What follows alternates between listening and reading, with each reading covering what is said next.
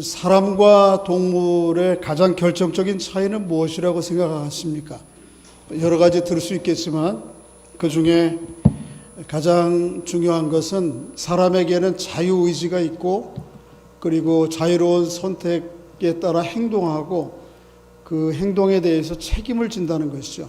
동물들도 마음대로 뛰어다니지만 자기 의지와 또 행동에 대한 책임을 지지는 않죠. 본능적으로 움직이고 그렇게 활동을 합니다. 그래서 사람들에게 있어서 자유는 생명만큼 소중한 것입니다.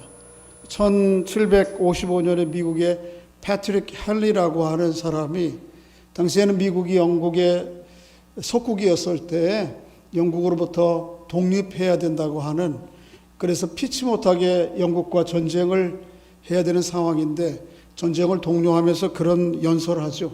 맨 끝에 헨리의 마지막 문장이 그것입니다. 연설에 자유가 아니면 뭘 달라? 죽음을 달라. 자유가 아니면 죽음을 달라.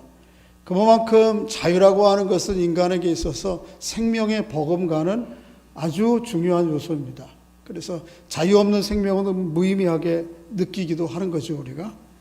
그런데 아무리 그렇게 대단한 생명의 버금가는 자유라 할지라도 만약 그 자유가 이기적인 동기와 목적에 따라서 무한정 허용된다면 그것은 오히려 더 큰 슬픔과 고통을 안길 수밖에 없습니다. 그죠? 내 이기적인 욕심과 욕망에 따라서 내 자유를 주변 사람들에게 해가 되든 고통이 되든 상관없이 허용한다면 그것은 이 사회가 오히려 동물의 세계보다 더 못한 곳이 될 수 있겠죠. 그래서 우리에게 있는 자유는 마땅한 한계 안에서 작동이 돼야지만 나도 유익하고 다른 사람들도 유익하게 되는 것입니다. 오늘 본문이 그런 주제의 이야기들을 기록을 하고 있습니다. 오늘 본문을 통해서 좀 더 세밀하게 살펴보겠습니다. 오늘 우리가 고린도서를 계속해서 살피고 있는데 고린도서는 전서는 1장 1절부터 6장까지는 그 다음에 7장부터 나머지 이후가 이렇게 이분되죠. 그래서 1장부터 6장까지는 바울이 고린도 교회의 여러 실상들을 전해 듣고 그거에 대해서 이제 권면하는 것이고요. 7장부터는 고린도 교회가 아예 글로다가 공식적으로 우리에게 이런저런 문제가 있는데 이 문제에 대해서 성경적 가르침과 교훈은 무엇입니까? 라고 써보낸 것에 대해서 바울이 한 가지씩 글로 쓰고 있는 것입니다. 우리가 이미 7장에서 어떤 내용이었죠? 결혼과 혼인, 그 다음에 독신과 재혼은 어떻게 해야 됩니까? 예수 믿는 사람이 그거에 대해서 물었고 그거에 대해서 7장 전체에 대해서 기록을 했습니다. 지난 3주간에 걸쳐서 그걸 살펴보았고요.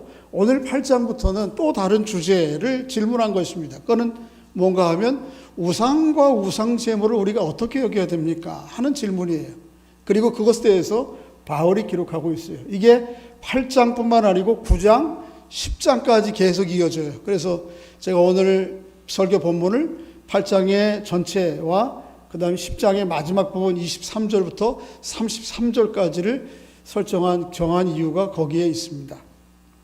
1절을 한번 좀 읽어볼까요? 어떻게 질문했는지 그리고 어떻게 대답을 시작하고 있는지 8장 1절입니다. 시작. 우상의 제물에 대하여는 우리가 다 지식이 있는 줄을 아나 지식은 교만하게 하며 사랑은 덕을 세우나니. 네, 그게 물은 거예요.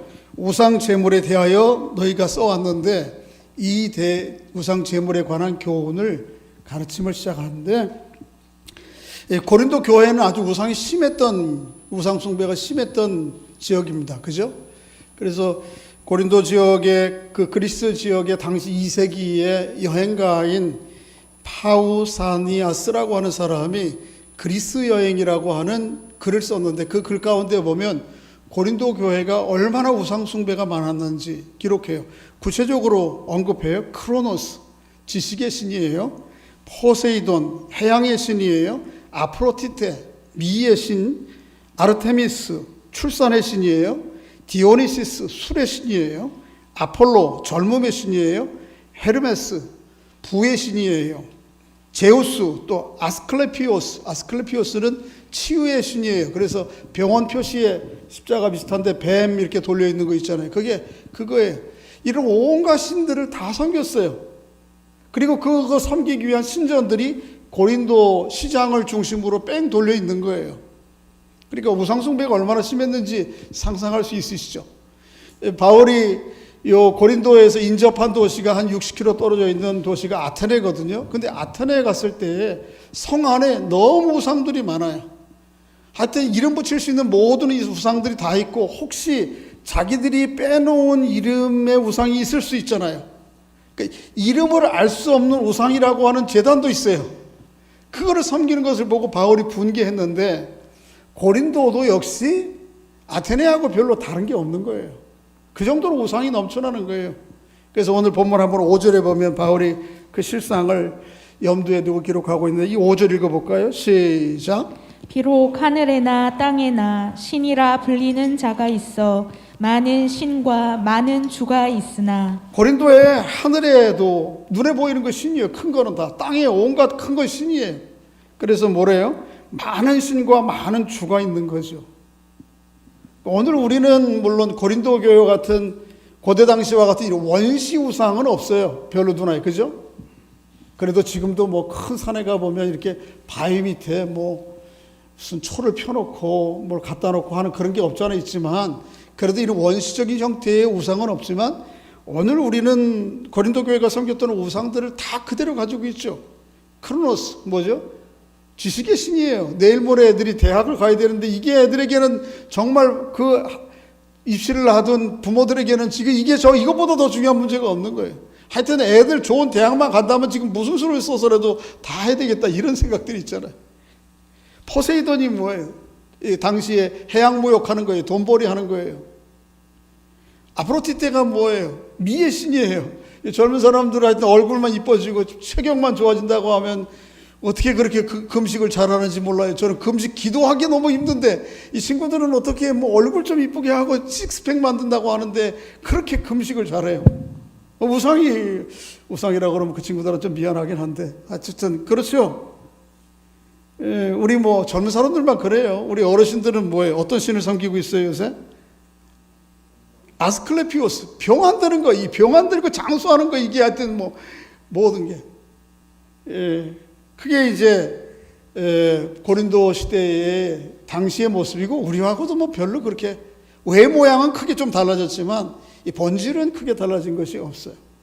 그래서 고린도 교회 사람들이 이 우상 숭배를 하고, 우상의 대부분 신전은 짐승을 잡아서 제사를 드려요.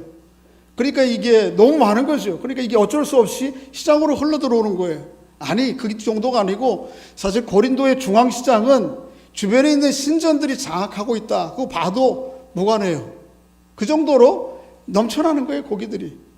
그리고 대부분의 사람들은 이 신전의 축제에 참여하지 않을 수 없는 거예요.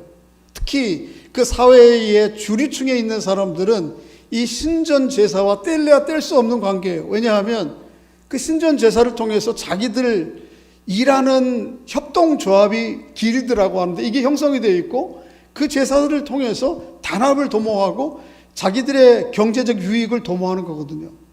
예를 들면 그런 거 있잖아요. 시무식 할 때 회사에서 뭐 하죠? 돼지머리 갖다 놓고 고사 지내면서, 또 아니면 종무식 그런 거 하잖아요. 그런데 사장님이 다 하고 하는데 직원이 나는 뭐 예수 믿는 사람이라고 안 갈 수 있어요?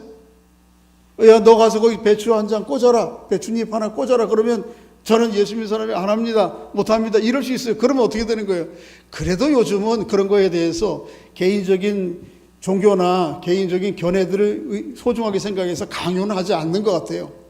그런데 고대 당시에는 그게 아니고 아주 이 끈끈하게 매여 있는 거거든요. 그거 빠지면은 이제 그 직장 길드에서 살아남지 못하는 거거든요. 근데 이렇게 사회 주류층들, 그래서 어쩔 수 없이 이방신전의 제사에 참여하고 거기에 나오는 음식들로 가지고 그 다음에 뒤풀이 해야 되는 거거든요. 어쩔 수 없이. 근데 어떻게 거기라 참석 안 해요? 그런데 그들만 아니고 가난한 사람들도 역시 마찬가지예요. 가난한 사람들이 고기를 언제 먹어봐요? 언제 먹어보냐 하면 그 신들에게 축제할 때에 제사를 드린 게 너무 많아요, 고기들이. 그러니까 시장에 나오니까 어떻게 고기값이 하루에 폭락을 하는 거예요. 그러니까 너무 심할 때는 어떻게 해요? 그냥 썩어 나가니까 에이 그냥 가져다 먹어라. 가난한 사람들은 그때 고기만 보는 거예요. 그러니까 이게 가난한 사람에게나 그저 사회 중류층에 있는 사람들에게나 이게 제사 음식이 만만한 문제가 무관한 문제가 아니에요. 특히 이제 이게 교회 안에 갈등을 유발할 수밖에 없는 거죠. 여러분에게 묻습니다. 우상에게 제사 드린 짐승 고기 먹을 수 있어요, 없어요? 예를 들어 이제 가만히 있으면 좋은 건데, 아침에 물어봤어요. 저 먹어도 괜찮다? 그러면 오른손을 내려보세요. 아, 그거 우상에게 제사 드린 건데 제사 음식 먹으면 안 된다. 그럼 뭐 왼손을 내려보세요. 아마 둘 중에 하나 있을 것 같아요. 바울은 뭐라 그럴까요? 바울은 이렇게 얘기해요. 먹어도 괜찮다. 근데 그렇게만 얘기하지 않아요. 이렇게 얘기해요. 먹으면 안 된다. 아니, 바울 선생님 사도요. 뭐라고 어떻게 얘기하는 거예요? 먹어도 된다. 그렇게 얘기해놓고 먹어도 안 된다 하는 경우도 얘기를 해요. 오늘 본문이 그 내용을 다루고 있는 것이에요. 오늘 본문 가운데 보면 고린도 교회 가운데는 그것에 전혀 거리낌이 없는 사람, 이미 나는 예수 그리스도 안에서 자유하게 된 사람이기 때문에, 그래서 고린도 후서 3장 17절에 이런 말씀이 있어요. 한번 읽어보겠게요. 시작. 주는 영이시니 주의 영이 계신 곳에 자유가 있느니라. 내가 예수 그리스도의 복음의 은혜가 있고 그 예수 그리스도의 성령이 주어졌는데 더 이상 구약시대의 음식 규례에 매일 이유가 없는 거예요. 거기에 더 이상 묶이지 않는다. 그 말은 난 자유하다. 그래, 그 얘기는 뭐예요?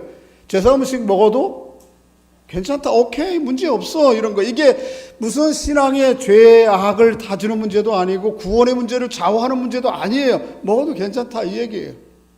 또 5장 17절에는 이렇게 얘기해요. 시작. 누구든지 그리스도 안에 있으면 새로운 피조물이라. 이전 것은 지나갔으니 보라 새 것이 되었도다. 이전에는 구약의 율법 규례에 따라서 먹고 안 먹고를 결정하고 그것이 그만 거 먹으면 하나님 앞에 부정하게 되는 것이고 먹으면은 부정하게 되는 것이고 안 먹으면 정하게 되는 것이다. 이런 생각인데 이제 그 시기들은 다 지났다고. 그리스도 안에서 더 이상 음식 가지고 규제를 정하지 않아요. 그죠? 여러분 예수 그리스도 믿는 사람들이 구약의 음식 규례에 따라서 먹고 안 먹고 합니까? 한번 여쭤볼게요. 지난주에 돼지고기 한 번도 안 드신 분 손 들어봐요. 큰일 났어요. 이분들은 다 구약의 율법에 의하면 먹지 말라고 하는 율법을 다 어기신 분들이에요. 오랫동안 보신탕이나 무슨 장어 이런 거 비늘 없는 물고기 안 먹어본 손 들어봐요. 거의 없어요. 다 먹어. 다 큰일 난 거예요. 율법을 다 어긴 분들이에요. 그런데 율법을 어겼다고 죄책감 갖고 여기 앉아있지 않으신다고 지금? 이유는 뭐예요? 그리스도 안에서 이런 율법 규례들은 다 지나왔어요. 상관없다고요. 그러니까 어떻게 먹어도 괜찮다. 바울이 그렇게 얘기하는 거예요. 자, 오늘 본문을 통해서 좀 더 확인해 보겠습니다. 4절부터 6절까지인데 시작. 그러므로 우상의 제물을 먹는 일에 대하여는 우리가 우상은 세상에 아무것도 아니며 또한 하나님은 한 분밖에 없는 줄 아노라. 비록 하늘에나 땅에나 신이라 불리는 자가 있어 많은 신과 많은 주가 있으나 그러나 우리에게는 한 하나님 곧 아버지가 계시니 또한 한 주 예수 그리스도께서 계시니 만물이 그로 말미암고 우리도 그로 말미암아 있느니라. 바울이 선언해요. 세상에 온갖 많은 신과 많은 주, 우상들이 있지만 그 많은 주와 신들은 아무것도 아니다. 그렇게 얘기해요. 우상은 세상에서 아무것도 아니야. 하물며 우상의 제물이 우리에게 무슨 영향을 끼쳐요. 그 제물 먹는다고 부정하게 되고 안 먹는다고 안 부정하게 되고 그게 무슨 상관이 있느냐. 그 음식 아무 상관이 없다. 바울이 그렇게 얘기하는 거예요. 우리에게는 오로지 누가 계세요? 한 하나님, 한 예수 그리스도가 계시는 거예요. 여러분, 이게 한 하나님의 한 예수 그리스도를 섬긴다고 하는 게 이게 얼마나 감사한 일인지 아십니까?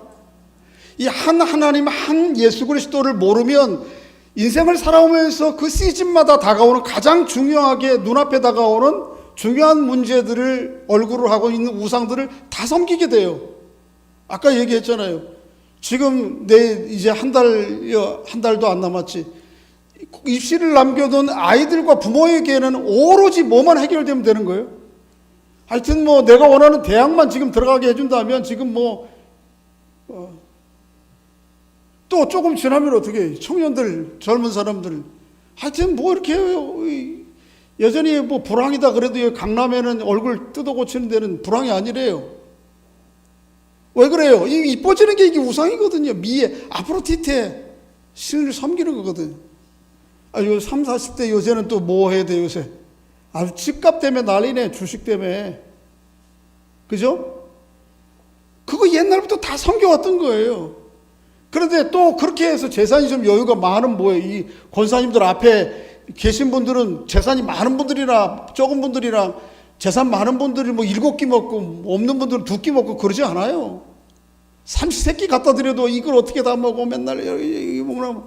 그래서 부자나 조그만 사람, 뭐 그렇지 않은 사람이나 그저 근근히 먹고 하루하루 버티는 거. 그들에게 뭐가 제일 소중한 거예요? 병 없이 9988 234 이게 신이에요. 그냥 하나님 우상이에요. 그런데 그거 아무것도, 그러니까 한 하나님 한 예수 그리스도를 우리의 인생 가운데 모시지 않으면 삶의 여정 가운데 그 봄, 여름 인생의 계절마다 다가오는 중요한 문제들을 모습으로 하고 다가오는 우상들을 그걸 따라 다녀요. 그 일생을 낭비하는 거예요, 사실은. 우상 숭배하다가. 거칠게 표현해서 우상 숭배지. 그거 쫓아다니다가. 그런데 바울은 그 세상에 있는 모든 우상 아무것도 아니야. 오로지 우리에게는 누가 있어요? 한 분 하나님, 한 분 예수 그리스도가 계시니 내 인생의 시즌이 봄이든 여름이든 가을이든 겨울이든 그 주님과 함께 그 주님 안에서 인생의 의미를 깨닫고 참 풍요롭게 기쁘게 살아가게 되는 거죠. 할렐루야. 한 하나님 한 예수 그리스도 만나게 된 거 참 복 중에 복입니다. 그네 감사하며 살아가는 여러분과 제가 될 수 있기를 바랍니다. 이렇게 주님 안에서 확신과 소망을 가진 자유함으로 얻은 그리스도인들이 고린도 교회에 있는 거예요. 우리들도 마찬가지죠. 이런 사람들에게는 우상 그거 아무것도 아니에요. 우상 제물 그거 괜찮아요. 제가 이 설교 준비하면서 옛날에 만났던 분 한 번 생각나요. 이영자 권사님의 전도대상자.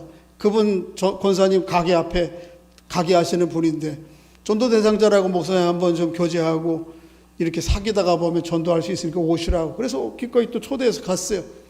자기도 교회를 나가고 싶대. 그때 권사님 연세 정도 된 것 같은데.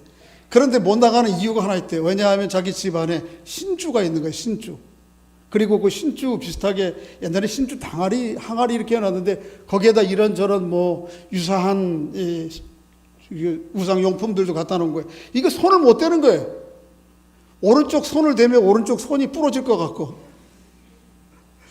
그래서 겁이 나서 이걸 어떻게 처리를 해야 교회를 나가야 했는데 이거 처리 안 하고 그냥 나갔다가는 이 신이 우리 가족을 해코지 할 것 같아서 못한다고. 그래서 제가 그랬어요. 자매님 언제라도 저를 불러주시면 자매님 발이 안 부러져도 돼요. 부러져도 제가 부러질 테니까 제가 가서 싹 치워드리고 청소해드리고 기도하고 그때부터 제가 신앙생활 같이 할 수 있도록 도와드릴 테니까 불러주세요. 근데 여전히 그 자매님은 결단을 여전 못했어요. 그렇게 무서워요. 온갖 게 두렵고 불안하고. 그런데 한 분 하나님 한 주 예수 그리스도 이를 모실 사람들은 그렇게 벌벌 떨지 않는 거죠. 우리는 뭐 그렇게 하지 않더라도 여러분 좀 비슷한 거 하지 않아요? 얼마 전에 집사람이 무슨 유튜브 보고는 무당이었다가 그리스도인 된 사람의 간증 이야기를 듣고 그 간증 이야기 가운데 예수 믿는 사람들, 예수 믿는 사람 아닐 거예요. 그 사람 교회 다니는 사람 중에 전보로 오는 사람들이 그렇게 있다는 거예요. 뜨끔하신 분들이 혹시 계신가요? 아니 교회 다니는 사람들 중에 천보로와 조정 비교 1년 운수가 어떨 거냐, 아니면 우리 애 결혼해야 되는데 날짜는 언제 잡아야 되느냐, 이사를 가야 되는데 동쪽으로 가야 되냐, 서쪽 손 없는 날은 언제냐, 이러고 이게 뭡니까 이게.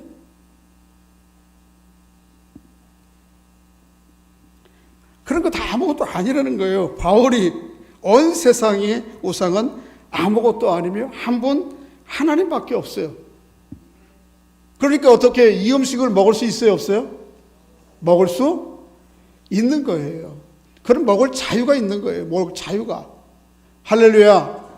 한 분 하나님 이외에 두려운 것이 없는 인생을 살아가는 여러분과 제가 될 수 있기를 바랍니다. 그리고 모든 것. 그래서 이렇게 담대한 사람들은 용기를 가져요. 어떤 확신을 갖는가 하면 이 우상 제물이든 뭐든 시장에 나온 거는 다 하나님 주신 감사한 음식이라고 생각하는 거예요. 여러분 이제 10장의 26절에 보면 땅과 거기에 충만한 것이 다 누구의 것이라고요? 주의 것이라. 하나님 주신 선물이에요. 그래 시장에 나온 건 감사함으로 먹으면 돼. 또 뿐만 아니고 예수 믿지 않는 사람들 사회생활하면서 만난 친구들이 집에 초대해서 음식 차려놓은 거는 묻지 않아도 돼. 이게 무슨 제사한 거냐 아니냐 묻지 않아도 되고 거기 나온 거 음식으로 나온 거는 다 그냥 먹어도 돼요. 그래서 바울이 10장 25절부터 27절에 이렇게 얘기해요. 한번 읽어보겠습니다. 시작. 무릇 시장에서 파는 것은 양심을 위하여 묻지 말고 먹으라. 불신자 중 누가 너희를 청할 때 너희가 가고자 하거든 너희 앞에 차려놓은 것은 무엇이든지 양심을 위하여 묻지 말고 먹으라.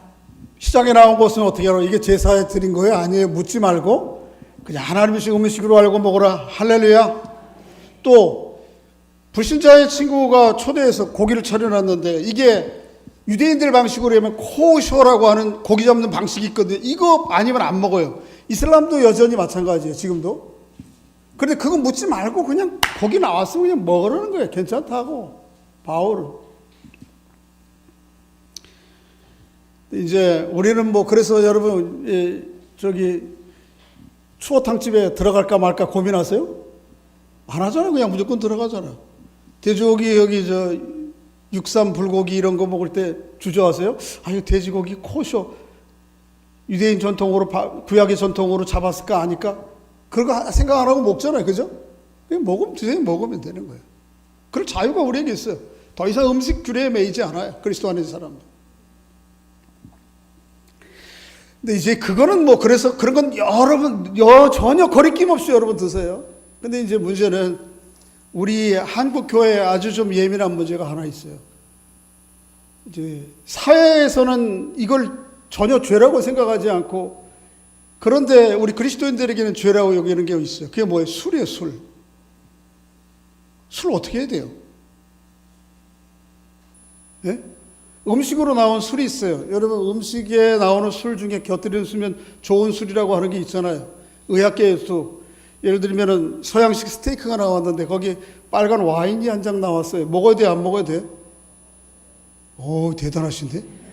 이런 아니 목사를 앞에 두고 그런 대답을 하시다니. 여러분 여기 봉천 사거리 가면은 여기 봉천역에 가면 거기 우리 가끔 종종 가요. 거기 뭐죠? 누룽지 백숙 하는 집이 있어요. 그 집에만 꼭 뭘 한 잔씩 내놔. 뭘 내놓죠? 이거 가보셨네? 드셔보신 거네? 2, 3주를 내놔. 이거 먹어야 돼요? 안 먹어야 돼요? 예수 믿는 사람이 한 잔 더 달라고 그래요? 큰일 났네. 이거 한순 집사님 맞나? 큰일 났네 이거. 제가 어려서 시골에 살았는데 일이 힘들어요. 아침부터 저녁까지 노동이. 그런데 이제 새해가 되면 어머니가 부침개를 부쳐가지고 막걸리 받아온 거 가지고 새해 일터에 좀 갖다 드리라고 그러면 가면서 어떻게 홀짝 뚜껑에다 따라 먹고. 그런데 그게 가서 그 새해에 나온 일하다가 나온 막걸리가 그게 한 잔 먹는다고 큰 문제가 됩니까? 음식이잖아요. 그 일 가지고 일하는 거예요. 요즘 뭐 그런 거야 너무 당연하다 치지만 요즘 우리나라의 젊은 친구들 가운데 아주 우리나라에 유명하게 된 세계적으로 유명한 식사가 하나 있어요. 치맥이에요. 치맥. 치킨하고 뭐요? 맥주하고. 치킨 먹으면서 맥주 한 잔 먹는 게 그게 문제가 됩니까? 그거 한번 하기 위해서 중국에서는 아주 비행기를 타고 와서 여기 여행해. 그래서 지난번에 어느 치킨 회사에선가 여의도 그 옆에 공원에다가 6,000명분을 테이블을 깔아가지고 치맥을 갖다 제공해주고 한국 여행 유치하기 위해서. 그거 뭐가 문제가 됩니까? 사람들 교제하면 되는 건데 그거 가지고. 사람들 교제하기 위해서. 그래서 오늘 본문에 보면 음식에 차려놓은 것은 어떻게 하라고요? 묻지 말고 먹으라고. 음식이니까. 오늘 이 방송을 유튜브를 보낼까 말까를 우리 고민해야 돼요. 근데 이게 사실은 그래서 오늘 본문에 우상의 제물 문제는 주요 화제로 드러나 있지만 음식, 주류 문제는 이 논란의 주제까지도 올라오지도 않아요. 왜냐하면 그것은 그냥 일반적인 문화고 음식이에요, 당시에. 전혀 이게 논란거리가 아니야. 그런데 한국 상황 가운데 이게 다른 거예요. 한국 상황에 선교사들이 처음 들어올 때 보니까 윤리적으로 도덕적으로 집안 책임 안 지고 경제활동 제대로 안 하고 망나니처럼 사는 사람들은 다 술주정꾸부이. 그러니까 어떻게 해야 되는 거예요? 이거 안 되겠다. 그래서 기독교인은 술 먹으면 안 된다. 담배 피면 안 된다. 노름하면 안 된다. 이 세 가지를 제사 지내면 안 된다. 이 몇 가지를 정한 거예요. 저는 이 선교사들과 한국교회 전통이 아주 참 잘한 처사라고 생각해요. 그래서 그것을 좋은 의미에서 우리가 이어가면 좋겠어요. 그러나 그것 가지고 예수 믿는 사람들의 기준이 되어가지고 그거 하고 안 하고에 따라서 옳고 그르고 정죄하고 비판하고 이런 수준은 이제 지나가야지. 이걸 내가 개인적으로 적용해서 나는 안 먹겠다. 그래 좋아요. 그래 안 할 수 있어요. 좋은 전통이에요. 그러나 그것 안 하는 것만 문턱을 넘고 나서는 그것보다 더 끔찍한 일은 그냥 아무 거리낌 없이 안 해. 여러분 요즘 젊은 사람들 주식 있는데 주식이 투자예요, 투기예요. 부동산이 요즘 난리예요. 이게 사람 세상이에요? 이 부동산이 이런 게 돌아가는 게? 예? 집 한 채 그냥 자고 먹고 일어나는 곳이 집인데 집이 이 난리가 되는 게 이게 정상적인 나라예요, 세상이에요? 그런데도 우리는 돈만 벌으면 뭐 누가 뭐래든 그래서 부동산에 대한 투자와 투기를 어떻게 여러분 구분해요? 예수 믿는 사람들은 그런 고민 거의 없어요. 돈만 번다면 오케이. 그런데 단지 술 하나 먹는 거 이거 가지고는 안수 집사님 큰일 났어요. 한 잔 더 달라면 어떻게 되는 거예요? 그것도 뭐 원로 목사님 아들 아니냐? 지금 보니까 그러네. 이거 큰일 났네. 그래서요, 성경은 이런 문제를 바울은 뭐라고 그러냐면 아디오포로라고 그래요. 먹어도 괜찮고 별 문제 없고 안 먹어도 별 문제 없는. 먹는다고 큰 문제 안 생기고 안 먹는다고 대단한 일 안 생기는 이걸 아디오포라. 아디오포라는 말 자체는 대수롭지 않은 일들.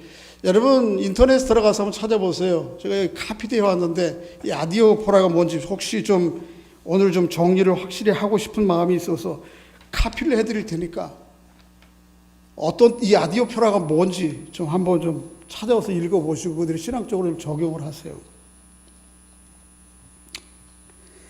자, 바울이 이렇게 오늘 교훈을 권면을 하게 된 근거적인 근거는 예수님의 가르침에 있어요. 그래서 예수님이 마태복음 15장에 보면 어떤 다툼이 있었는가 하면 바리새인들이 손을 씻고 장로 구약의 전통에 의하면 밥을 먹어야 되는데 손 안 씻고 먹는 거예요. 그러니까 막 죄지었다고 부정을 저질렀다고 막 그러는 거예요. 예수님께서 손을 씻고 안 먹고 안 씻고 이것 때문에 음식 부정되고 그런 거 아니다. 그러면서 이런 말씀하세요. 한번 읽어볼게요. 시작. 입으로 들어가는 것은 배로 들어가서 뒤로 내버려지는 줄 알지 못하느냐. 입에서 나오는 것들은 마음에서 나오나니 이것이야말로 사람을 더럽게 하느니라. 마음에서 나오는 것은 악한 생각과 살인과 간음과 음란과 도둑질과 거짓 증언과 비방이니 이런 것들이 사람을 더럽게 하는 것이요 씻지 않은 손으로 먹는 것은 사람을 더럽게 하지 못하느니라. 입으로 들어가는 것, 그게 시장에 나온 제사 음식이든 아니든 그게 나를 더럽히지? 그건 먹고 어떻게 해요? 뒤로 그냥 빠져요. 그 다음 날이면. 뭐 술도 마찬가지지. 잘못하면 제가 오늘 술 드시라 이런 얘기 하는 것 같아가지고 오해하면 안 돼요. 이따가 다 더 추가로 설명드리겠습니다만은 그거 큰 문제 안 되는 거예요. 들어가는 게 문제가 아니고 입에서 뭐예요? 나오는 게 문제. 입에서 나오는 게 뭐예요? 그 다음 절에 마음에서 나오는 것이요. 그것은 악한 생각, 뭐가 악한 생각이에요? 저 술 먹고, 안수 집사님이 술 먹고 저러고 있네. 예? 그 비난하는 거예요. 증언하고 비방하는 거예요. 정죄하고 판단하는 거예요. 이 속에서 나오는 생각과 마음이 악해서 그게 그 사람을 더럽히는 것이지 음식 자체가 더럽히는 게 아니라는 거예요. 술 한두 잔 먹고 안 먹고에 따라서 이 사람은 거룩한 사람, 이 사람은 부정한 사람 이렇게 얘기할 수가 없는 문제라는 거예요. 예수님께서 얘기를 분명히 얘기해요. 사실은 그것보다 더 우리에게 중하게 다뤄야 될 건 뭐예요? 우리 마음에 있으려는 욕구들이에요. 성경에서 가장 중요하게 다루는 마음의 악한 것이 뭐냐면 맘모니즘이에요. 재물에 대한 유혹이에요.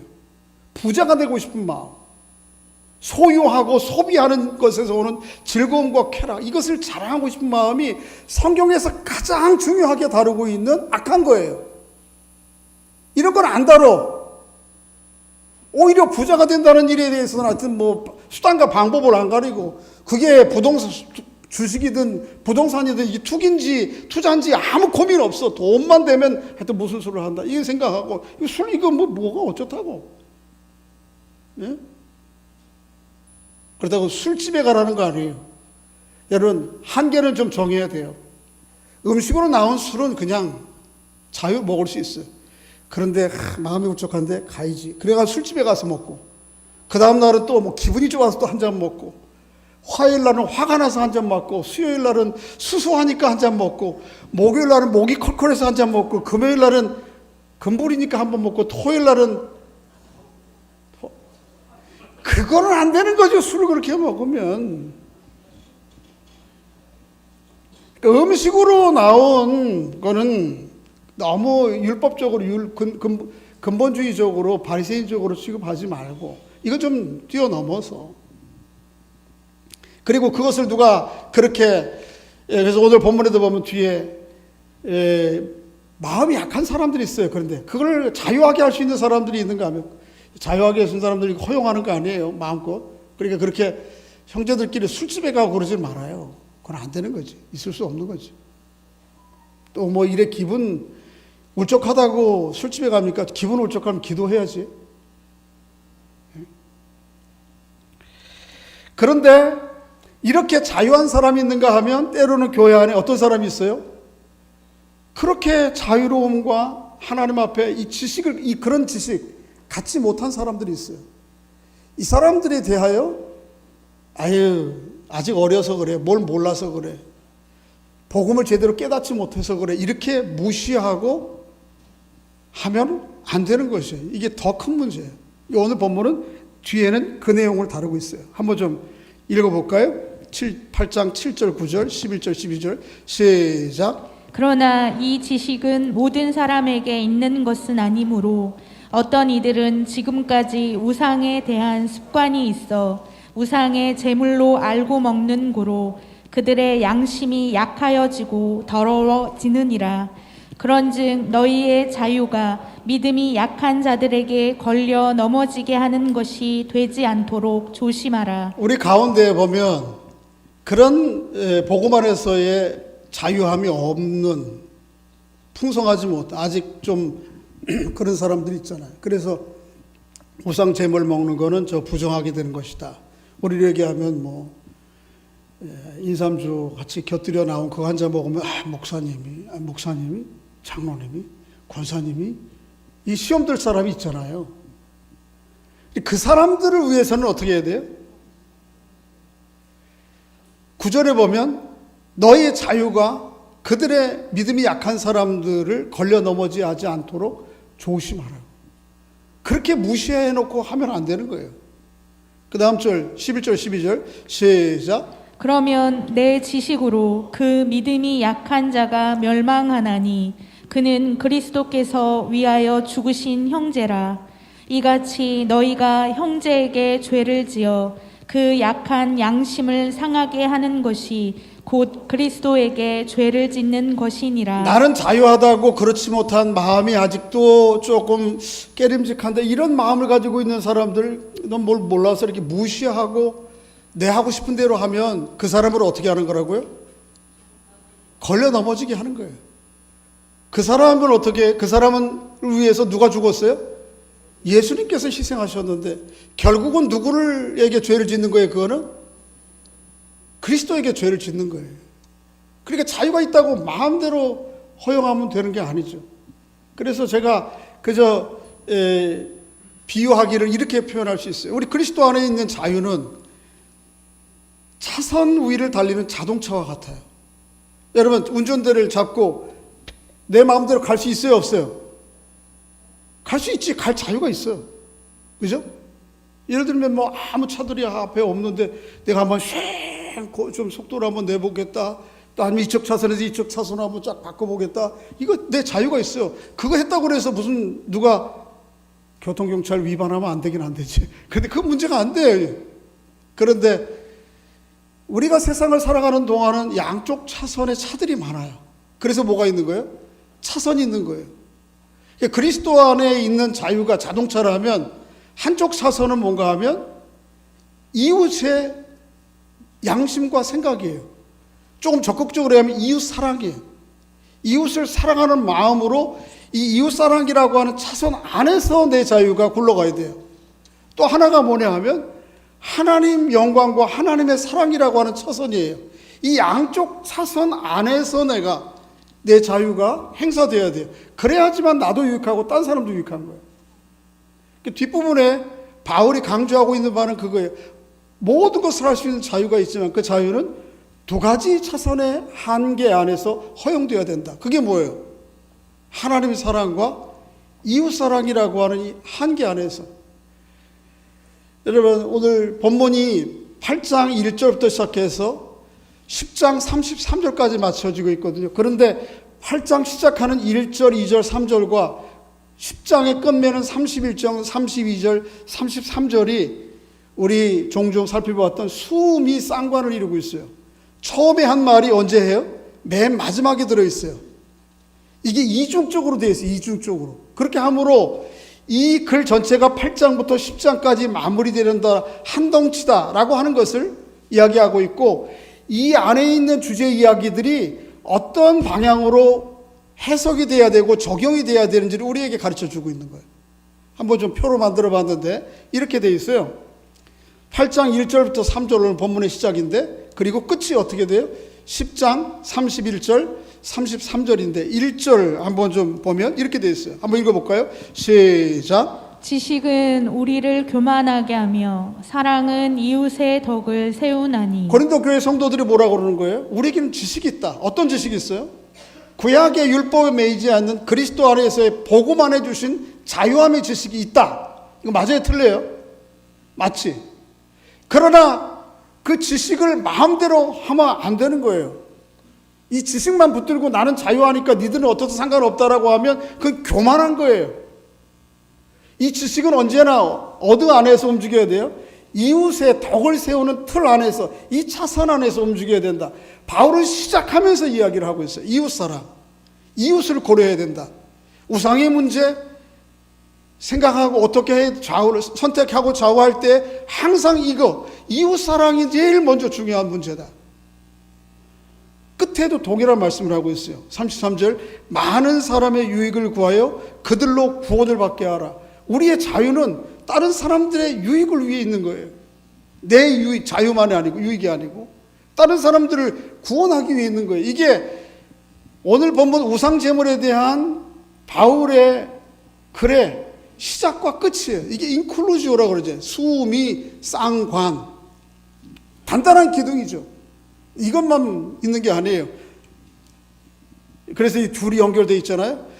시작하는 서론 부분의 3절에 보면 누구든지 하나님을 사랑하면 그 사람은 하나님도 알아주시느니라. 내게 있는 자유를 행사할 때 어디 안에서 하는 거예요? 하나님의 면전에서 하나님을 의식하고, 다른 말로 얘기하면 하나님을 사랑함으로. 그리고 이 글의 맨 끝이 되고 있는 31장 31절에 이렇게 기록하고 있어요. 먹든지 마든지 무엇을 하든지 하나님의 무엇을 위하여라? 영광을 위하여라. 내 자유는 누구를 위해서 있는 거예요? 하나님의 영광을 드러낼 거냐 못 드러낼 거냐에 따라서 선택할 수도 있고 안 할 수, 포기할 수도 있는 거예요. 이게 이중의 수미 쌍관을 이루고 있는 것이죠. 그러니까 언제나 내 자유는 하나는 한쪽 차선은 누구예요? 하나님 사랑. 또 한쪽 차선은 뭐예요? 이웃 사랑. 하나는 이웃에 더 유익을 끼치느냐, 하나는 하나님의 영광을 드러내느냐. 이 두 차선 안에서 자유로운 거죠. 그럴 때 내 자유가 나도 하나님 안에 이 자유로 말미암는 기쁨을 드릴 뿐만 아니고 하나님께는 영광이 되고 우리 공동체가, 우리 주변 사람들이 기쁨을 누리게 되는 것이죠. 그러니까 이 두 가지가 긴장 관계에 있어야 돼. 이 두 가지 어느 한쪽만 있으면 안 돼. 나는 먹을 자유가 있다. 당신들 뭘 몰라서 그래. 이것만 가지고는 안 되는 거야. 그래서 우리 안수 집사님들이 모여서 저 술집에 가서 술판 버리고 이러면 안 되는 거예요. 그러면 안 되는 거지. 그걸 보세요. 안수 집사님들이 그러면, 예를 들면 성도들이 보면 되겠습니까? 그런데 또 그 안 먹는 친구들이, 안 먹는 우리 지체들이, 저 보니까 장로님이 삼계탕 드시면서 인삼주를 드시네. 저 가짜 장로야 아마. 이렇게 해서도 또 안 되는 거예요.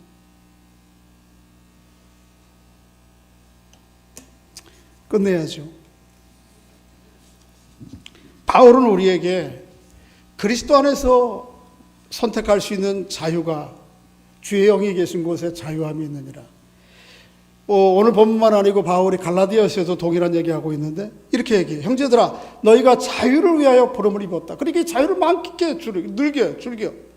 오늘 보면 뒷부분 안 읽었습니다만 10장 26절에 보면 땅과 거기에 충만한 것이 다 누구의 것이에요? 하나님 것이에요. 그러니까 즐기세요. 그 자유함, 기쁨을 누리세요. 예수 믿는 사람들이 막 노심초사해서 이렇게 하면 되나 저렇게 하면 되나 늘 벌벌 떨고 이렇게, 하나님 주신 자유, 풍성함을 좀 마음껏 누리시고 이 가을에 좀 즐기시기도 하시고, 그러나 그 자유는 언제나 어디 안에 종노릇해야 돼요? 하나님 사랑과 이웃 사랑이라는 그 사랑 안에 기꺼이 자유로 종노릇할 수 있어야 돼요. 베드로 사도도 동일한 얘기예요. 베드로전서 2장 16절에 보면 너희는 자유가 있으나 자유로 악을 가리는 데 쓰지 말고 하나님 종같이 하라. 무릇 사람을 공경하며 형제를 사랑하며 하나님을 두려워하라. 형제를 사랑하고 하나님 두려워하는 범위 안에서 너희 자유를 만끽하라.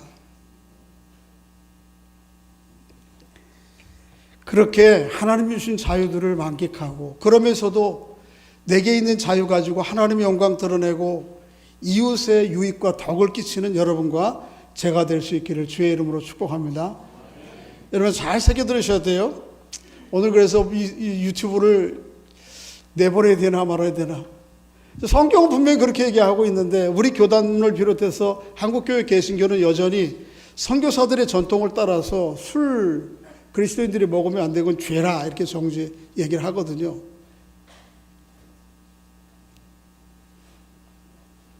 그러니까 그런 문제에도 우리가 주의해야 되고 어떻게 적용을 해야 될지는 여러분 좀 신중하게 해야 됩니다. 신중하게. 그래서 잘못 나가면 이제 거두절미 다 빼고 나서 은총교회 목사님 술 먹어도 된다더라 이렇게 얘기해. 그러면 이제 완전히 저는 이단 되는 거예요. 한국교회 이단 되는 거예요.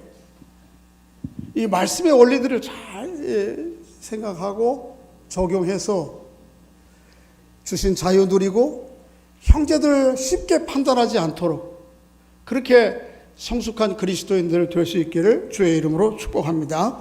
온갖 우상에 매여 일평생 종노릇할 수밖에 없는 저희들, 우리 주님 찾아와 주시고 한 분 하나님, 한 주 예수 그리스도와 함께 인생을 살아갈 수 있도록 은혜를 베풀어 주신 것 감사합니다. 또 그리스도 안에서 저희에게 하나님 뜻 따라 마음껏 선택하고 결정하며 또 책임지며 살아갈 수 있는 자유와 또 능력 주신 것 감사합니다. 우리에게 있는 자유가 하나님의 영광 드러내며 이웃의 덕을 끼치는 그러한 용도로 쓰여지도록 하나님 간섭하시고 복 주시옵소서. 아버지 하나님, 그래서 우리가 살아가는 모든 삶의 여정 가운데서 하나님이 주신 풍요로움을 경험하며 또 그 가운데서도 하나님의 선한 뜻을 풍성하게 드러내며 살아가는 하나님의 사람들 될 수 있도록 복을 더해 주시옵소서. 예수님의 이름으로 기도하옵나이다. 아멘.